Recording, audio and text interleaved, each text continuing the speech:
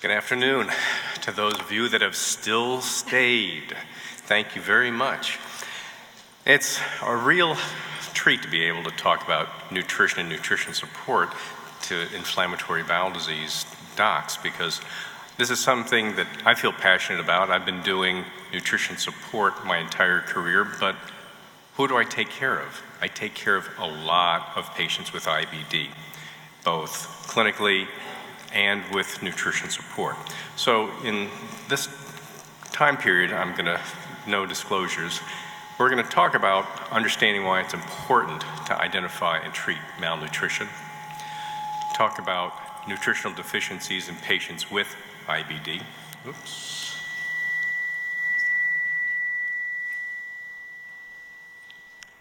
And look at complementary medicines that your patients may be taking, because if you don't ask, they won't tell. Now, nutrition matters to your patients' lives as well as your hospital's bottom line. Believe it or not, hospital administrators are going to be coming to you and saying, why aren't we coding these things right? Let me look at this for a moment. This is an actual case from our hospital and why it's important to recognize and code malnutrition. If you look at the first case here with $11,000 reimbursement for a patient that's gotten a small bowel resection, no coding for malnutrition was done. However, a registered dietitian that was working on our team did code this patient as severe malnutrition. We missed an opportunity to get the DRG payment for $23,000 more. That increases the length of stay that you're allowed, the relative weight, the morbidity, mortality risk, as well as the severity index. So this is something that you've got to really think about when you're taking care of these patients.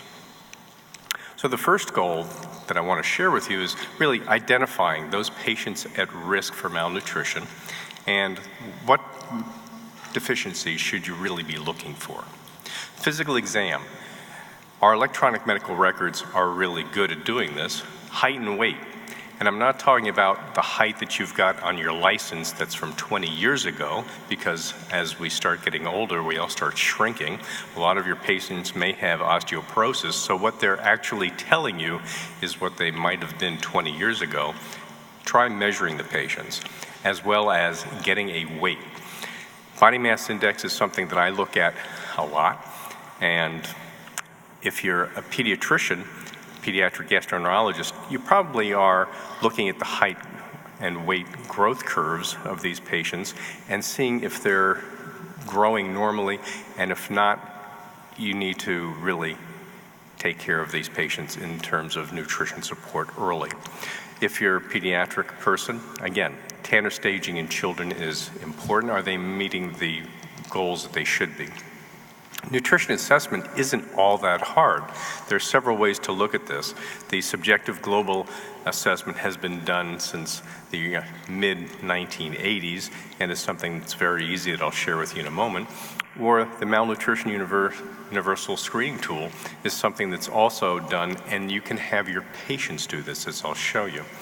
So the subjective global assessment, there are several things that we look at. 5 components of the medical and nutrition history, and 3 components for physical exam. Weight loss is really one of the key things, not only now, but what has happened over the past 6 months. Nutrition intake, what's different than what's been going on the last month, last 6 months. GI symptoms are all good at taking that history. Their functional status, are they able to do what they want to do? Metabolic stress, and by stress, I'm not talking about your mother-in-law coming over for Christmas dinner. Physical exam, muscle loss. We can look at this very quickly if we do a physical exam on our patients, as well as look at fat depletion and edema. If your patient has significant edema, that may also change what that body weight is. So are we looking at a patient that has significant anasarca and may have liver disease in addition, and they may have 40 pounds of fluid on? So that impacts how things are. So taking that into consideration. With this, you can rate patients very quickly as well-nourished, moderately malnourished, or severely malnourished. The MUST, or Malnutrition Universal Screening Tool, is something that was looked at a couple years ago in IBD patients and self-administering this in the office. 96% of these patients thought it was very easy to understand and complete. And certainly if you're running behind, your patients can fill this out for you and you can have a real rough idea of what's going on.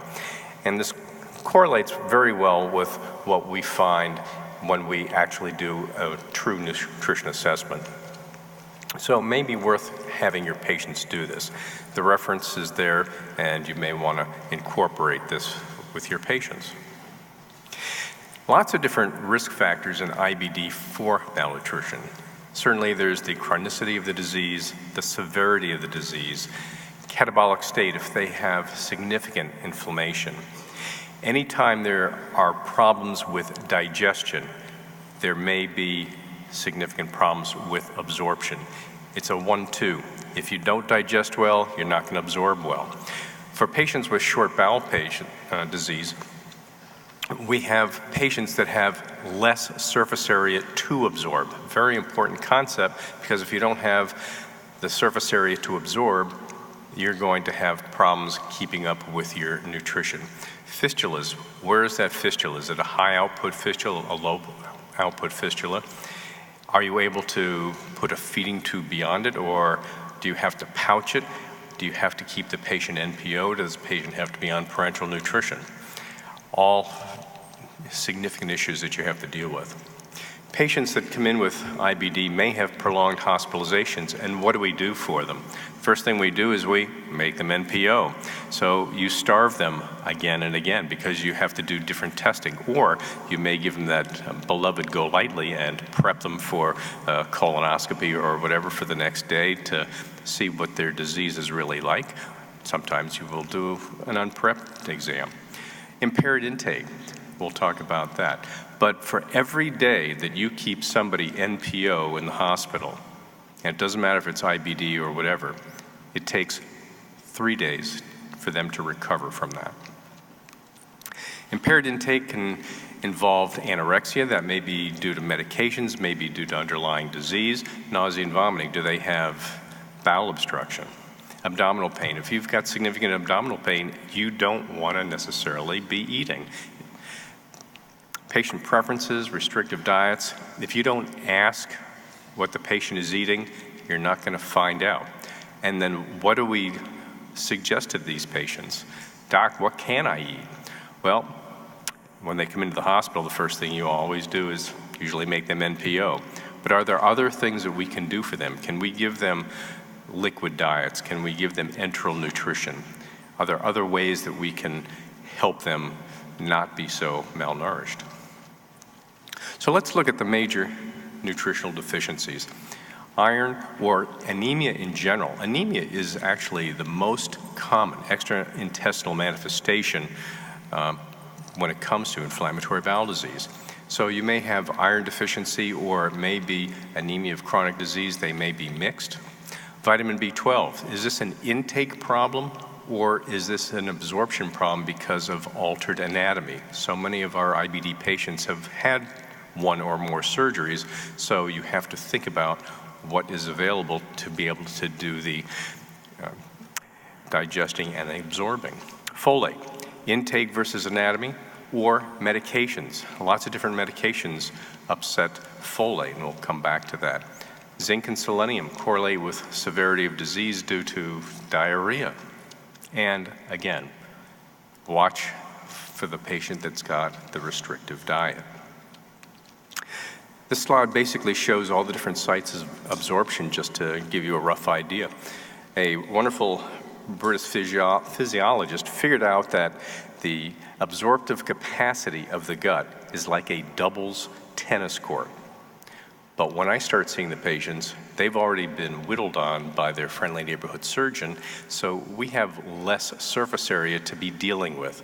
So in grade school and beyond, you've been taught different places things get absorbed. Vitamin B12 and bile salts, probably the one exam question that's always asked. Terminal ileum. But if you have ileal disease or you've had resections, vitamin B12 or bile salts may be a significant issue. Iron deficiency anemia is very common, 30% to 90% in different series. Things like ferric maltol may be better tolerated than some of the other compounds with less side effects, but we know that the majority of our patients do not tolerate oral iron well, and there may be other problems with iron that deal with our inflammation. Ferric maltol is also not available currently in the US. It's undergoing FDA trials. We have high CRP, and in those patients, decreased hemoglobin response compared to IV administration. So I think that for those patients that we deal with that have significant iron deficiency, we should be going to iron infusions sooner rather than later. At this meeting, there have been multiple vendors talking to you about the various benefits of their particular products, but the idea is give it to them IV, and find out what your payers will actually pay for, because that's where we are with a lot of different options that we do for IBD. With B12 deficiency, the etiologies can be certainly poor intake. Ileal disease, certainly the one key place for Crohn's disease starting is in the terminal ileum. But did you know, just a resection of 20 centimeters can decrease your ability to significantly absorb vitamin B12 in that area. Fistulas, you may be bypassing that area and not being able to absorb. Bacterial overgrowth may decrease that ability to absorb in addition. Increased requirements or protein-losing enteropathy, hepatic dysfunction, all different things that might be important in your vitamin B12. We all may test vitamin B12, but how many actually test things like MMA, methylmalonic acid, or homocysteine? Those are very, very important, and I would encourage you that if you're going to check B12 levels, marry it with something else so you know that that level is accurate, because that B12 level may be coming down over time, and the body may not see enough active vitamin B12 to do really what it needs to do. Folic acid, or vitamin B9, Crohn's disease more so than ulcerative colitis, and the incidence in Crohn's disease can be very, very high, up to 80%. And this can be seen with poor intake, active disease, and a variety of medications that we use commonly, like the sulfa antibiotics, sulfasalazine that we still use a fair amount of, methotrexate, all things that you need to be supplementing additional folic acid with.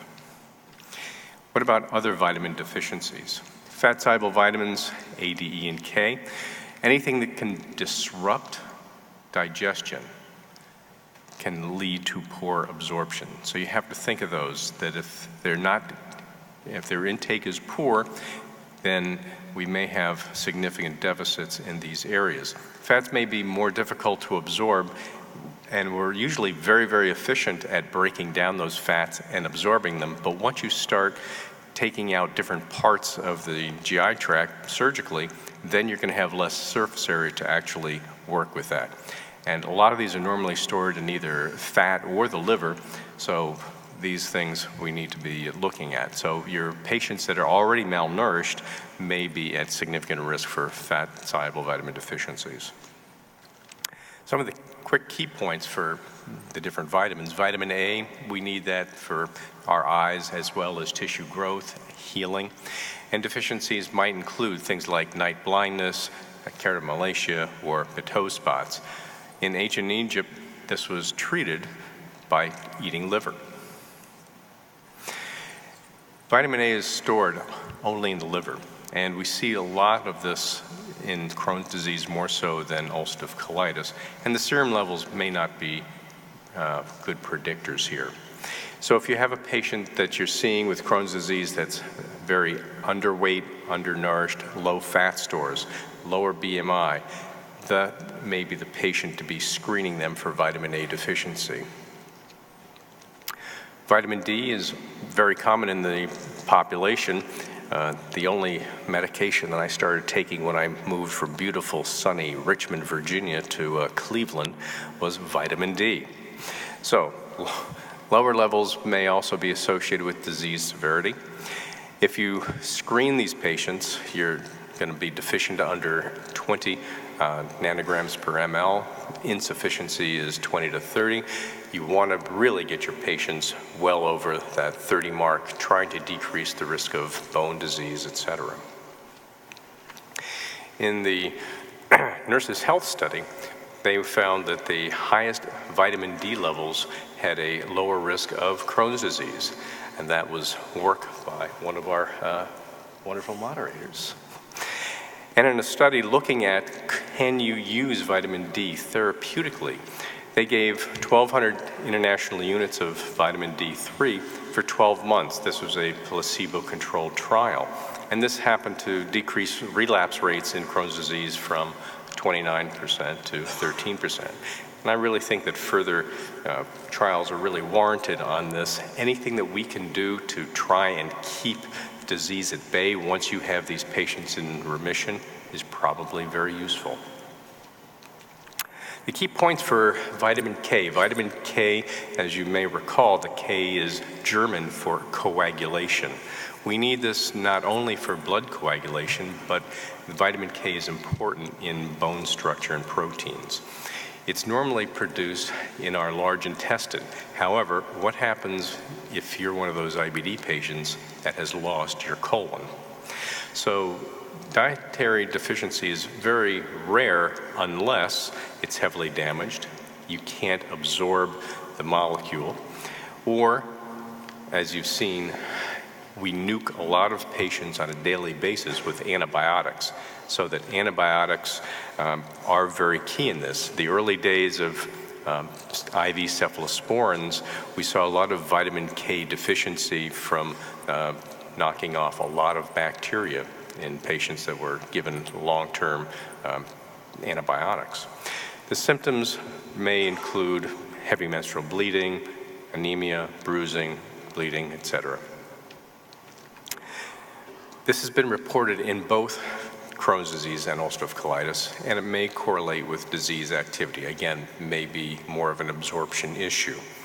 The main source is intestinal bacteria, but if you are not absorbing well, or you're on antibiotics, or your diet is relatively poor in sources of vitamin K, then you're going to be at higher risk for this. The other vitamins, the water-soluble vitamins, you can see listed here, and many of you may not have known that biotin was actually B7. It's not commonly called that, and folic acid is vitamin B9. There's no storage form for these, so constant intake is needed on a relatively daily basis. And probably one of the pearls of taking care of these patients, if you determine that you have one deficiency for a water-soluble vitamin, the odds are you have multiple deficiencies. With thiamine, you can see deficiencies that will end up with things like beriberi. And beriberi can affect the nervous system, whether it affects the heart with wet beriberi or peripheral nerves. And if you think that this is rare, I've got news. On Monday, I have a patient flying up from down here in Florida to see me for what the coder put in as beriberi, B-A-R-R-Y-B-A-R-R-Y. So I will be seeing how berry looks like on Monday. And 2 weeks ago, I saw a patient with full-blown scurvy. So there are patients that are walking into your clinic, definitely walking into my clinic, with vitamin and mineral deficiencies on a regular basis. And if you take care of any of these patients that have IBD and have had bariatric surgery, they are at highest risk for vitamin mineral deficiencies, not just your patients that are alcoholics or are on strange diets, but that population with the bariatric surgeons, if they're not taking their vitamins like they're supposed to, and we know what compliance is like in a number of different areas, then you're going to see patients with vitamin deficiencies. Now, this is an interesting paper that I happened on that Konstantin Pala looked at a group of patients for severe fatigue. They all had normal thiamine levels as well as normal iron studies. TSHs were normal, thyroids were normal. And they treated them with very high dose oral thiamine for this severe fatigue.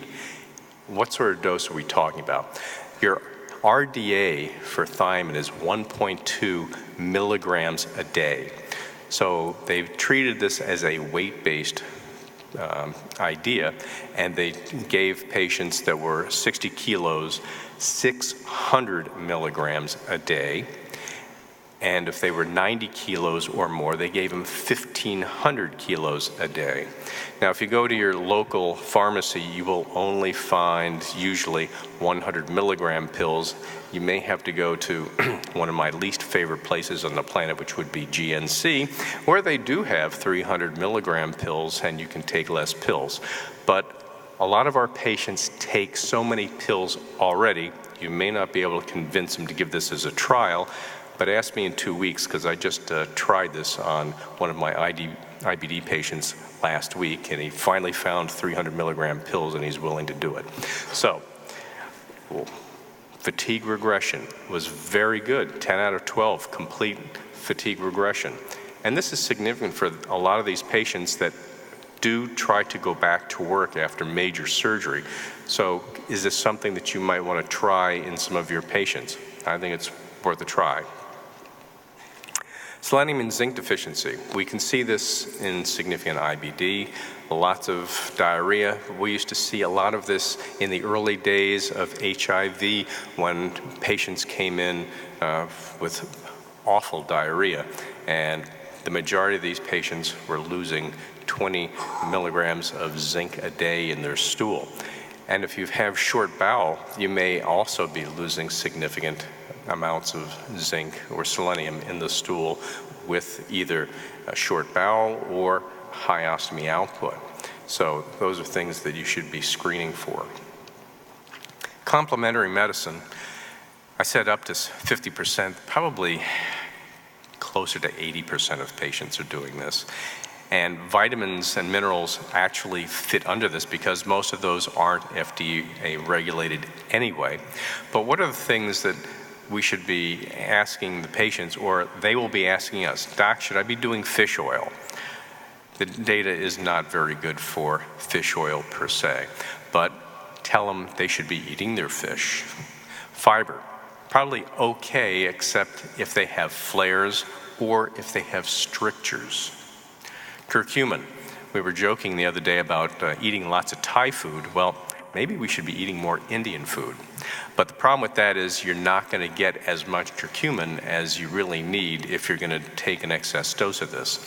So in one study, it was shown to be additive in inducing remission, but this was up to 3 grams a day, and this was in concert with taking mesalamine. And then how about maintaining remission in UC? Basically, a gram twice a day was what was needed to do this. And I told you about the vitamin D in terms of taking higher doses for that and decreasing remission. I would really encourage you to ask your patients what they're doing. They may be asking you, what should they be eating? But we should be doing the opposite. We should be saying, what are you eating? Because there are lots of patients that are out there very interested in searching the internet and finding all sorts of different diets and finding out what's on the cover of the National Enquirer for this week. And new IBD diet will cure your disease. Not sure that that's going to be realistic, but patients come in with reams of paper to trying to figure out what is right for them. Things like exclusive enteral nutrition may be helpful, but may not be the be-all and end-all. Low FODMAP diet may be helpful for some symptoms, but it doesn't deal with any of the inflammation. Specific carbohydrate diet. I think there's going to be a lot more on this. This has been promulgated for probably 20 plus years, if not more, but we're starting to see some studies that are really being done well for this. Paleolithic diet. Fred Flintstone probably didn't have IBD, even though he was eating Brontosaurus burgers, right? There wasn't a McDonald's, but Brontosaurus. And what about the IBD anti-inflammatory diet? All sorts of things. I have two references on the bottom of the slide that I really encourage any of you that are interested in this area to look at. Jim Lewis and Marianne Brew did a wonderful job of looking at diet as a trigger or therapy in IBD. This is a great, great article. The European Society for Parental and Enteral Nutrition also have guidelines for treating IBD in terms of diet, enteral nutrition, as well as parenteral nutrition. And those came out a year ago. And those are worth a good look also. So the key points that I'd like to leave with you would be screen and code for malnutrition, especially your inpatients. Take a look at those patients, maybe doing the must survey on your inpatients while they're waiting in clinic might be something that is useful for your patient clientele. Maybe if you're in an academic setting, that might be a nice QA project for one of your fellows to do. Beware of vitamin and mineral deficiencies. If you don't test for them, you won't find them. You can't see what you don't look for. Ask your patients about what supplements they're actually taking, as well as different complementary medicine techniques that they may be using, and if you don't ask, they won't tell. And it behooves all of us to learn about different diets for IBD so we can actually tell our patients what to eat. Thank you.